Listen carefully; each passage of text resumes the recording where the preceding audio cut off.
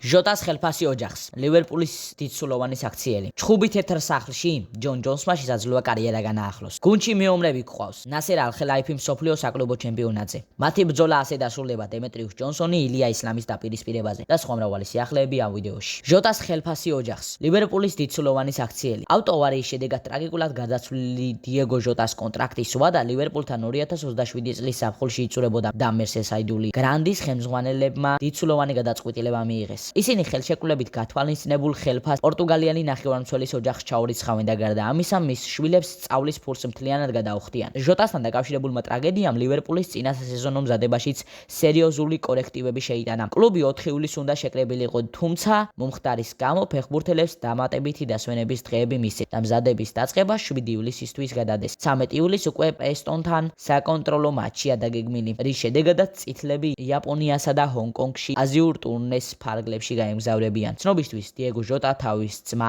ანდრესთან ერთად ესპანეთში სამორას პროვინციაში მომხდარი ავტოავარიის შედეგად გარდაიცვალა. მათ დღეს პორტუგალიაში მდებარე მშობლიურ ქალაქ გონდომარში გადაკრძალავენ. ჩხუბი თეთრ სახლში ჯონ ჯონსმა შესაძლოა კარიერა განაახლოს. UFC-ს ნახევრად მძიმე და მძიმე წონითი დივიზიონის ლეგენდარული ჩემპიონი ჯონ ჯონსი სულ რაღაც 2 კვირა რაც პენსიაზე გავიდა, თუმცა როგორც ჩანს, ჯონი ბოუნსი დაბრუნებას არ გამორიცხავს. ამის მიზეზი კი დონალდ ტრამპის მიერ თეთრ სახლში დაანონსებული ბრძოლა გახლავთ. ტრამპმა ხუთშაბათს განაცხადა, რომ 2026 წლის 4 ივლისს თეთრი სახლის ეზოში UFC-ს საბრძოლო მოედანს მოეწყობა, რომელსაც დენა ვაიტი გაუწევს ორგანიზირებას. ასეთ ისტორიულ საღამოზე კი გამოსვლა ყველა სურს. გამონაკლისი არჩ ჯონსია, რომელიც მზადაა კარიერა განაახლოს. ჩხუბი თეთრ სახლში 2 კვირის წინ სატესტო აუზს დაუბრუნდი. გადავწყვიტე ყველა ვარიანტი ღია დაგვეტოვებინა. დაწერა ჯონ ჯონსმა სოციალურ მედიაში. ტრამპის ამ ინიციატივის შემდეგ UFC-ში დაბრუნების შესახებ პირველმა კონორ მაკგრეგორმა განაცხადა. ახლა კი იმავე ჯონსიც აკეთებს. მოვლენები ნელ-ნელა საინტერესოდ ვითარდება. შესაძლოა 2021 წელს ასპინალი ჯონსის ნანატრი დაპირისპირება ვიხილოთ და შესაძლოა თოფურია მაკგრეგორიც. ალ-ნასრი მზადაა მარტინელში 73 მილიონი ევრო გადაიხადოს. ალ-ნასრს გაბრიელ მარტინელის დამატება სურს.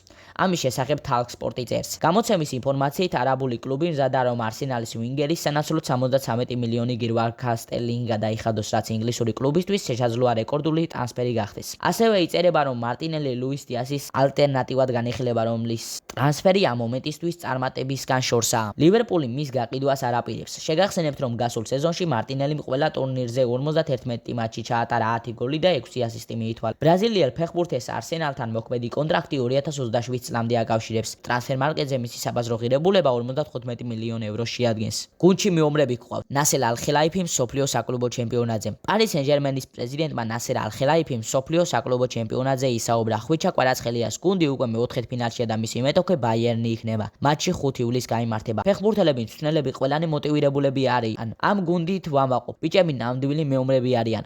გუნდში 24 მეომარი გყავს, რომლებიც მთავარი მწვრთნელისთვის იბრძვიან. ისინი ყველა შეხვედრაში მაქსიმალურად მოტივირებულები არიან და სურთ რაც შეიძლება შორს გავიდნენ. ჩემი ფეხბურთელების მჯერა ჯერჯერობით ჯერ ძალიან ადრეა, მაგრამ მეოთხედფინალში ვართ და თითოეულ მასს ინდივიდუალურად ვუდგებით. წარმატების შემთხვევაში ნახევარფინალში რთული მეტოქე გვევლის. თუმცა როგორც ხვალ, ისე მომდევნო თამაშებში ჩემი გუნდის მჯერა. ჩვენი მიზანია ეს ტურნირის საუკეთესო შედეგით დავასრულოთ. რაც შეეხება რეალსა და მბაპეს, ნახევარფინალში თუ გავალთ მეტოქეზე ამის შესახებ ვილაპარაკებთ. შეგახსენებთ, რომ ოპტას მიხედვით ტურნირის მოგების ყველაზე დიდი შანსი ჩელსის აქვს. კერძოდ არისტოკრატების გამარჯვების ალბათობა 26.8%-ია, მეორე ადგილზე პარი სენ-ჟერმენია.